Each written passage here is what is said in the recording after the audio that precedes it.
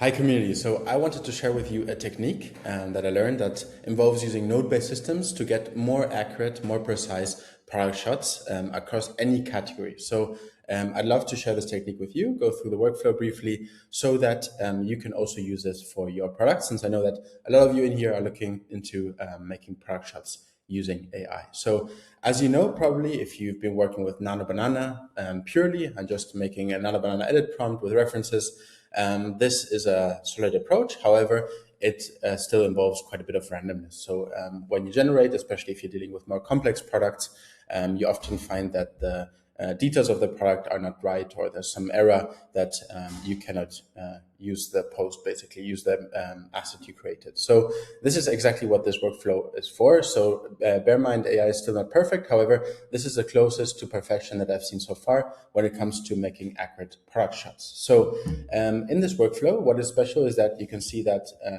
although all of this could be done in one Nano Banana pass, basically, we made it more sophisticated and we included another step before even talking to Nano Banana. So what we did is that we included describer nodes, or basically we used AI, in this case Claude, an LLM, to describe the image first. So this has nothing to do with generating an image yet, nothing to do with making the Nano Banana node work already.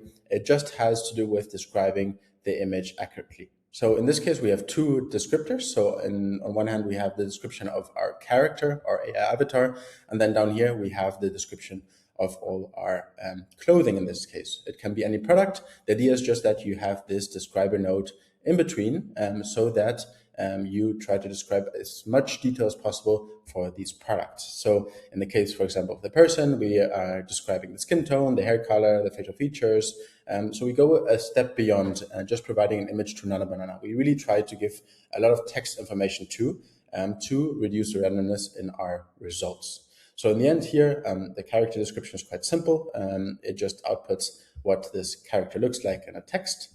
But what is really interesting is when it comes to your product description. So in this case, for clothing, since I know that a lot of community members in here are looking to use AI for their clothing brands, it really helps in describing, for example, how a clothing item drapes, what material it's made of, where the seams are, where the buttons are. So it really helps you dial in all of those little details that make it as close to possible to the real clothing item, right? So as you can see here, we can have a brief look at the prompt for the descriptor. We're looking at the colors, the patterns, the accessory types, the construction details, so seam, stitching, color type, all of the things that you would probably not think about if you are just providing a reference image and a Nano Banana prompt.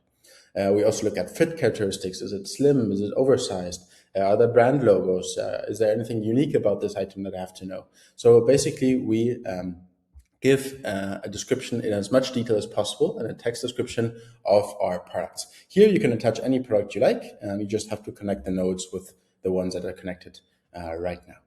So what we then do is that we choose or we take those two text prompts and we concatenate them into one. So basically we join them into one prompt that we can then use as an input for our Nano Banana node. And then this last step here is basically using, again, any LLM, in this case Claude, to take this information, all of the description of our products, and package it into a Nano Banana prompt. So this is what this prompt is about, just to give the context and to tell this node that it's receiving two inputs. On one hand, the character description, on one hand, the product description, and that it should package that into a Nano Banana prompt.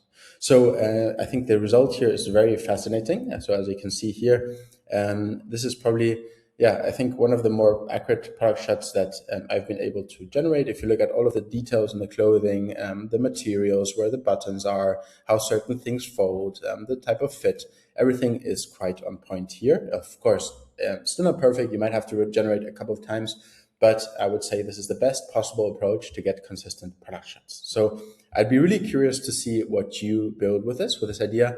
I'll share this template in the classroom, of course, as well as in this post, and let me know what you think and if I should try this out with any different type of products. So I hope you enjoy this one. I found it really cool, so I wanted to share it with you.